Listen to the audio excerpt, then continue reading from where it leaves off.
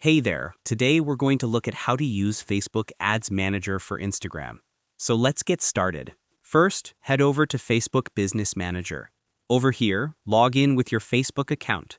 Then, select the business account you want to manage. After that, look for the Ads option on the lower left panel.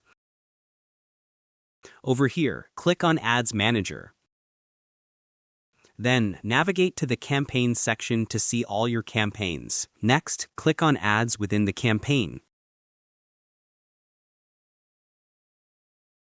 Over here, find an ad you want to edit or create a new engagement ad.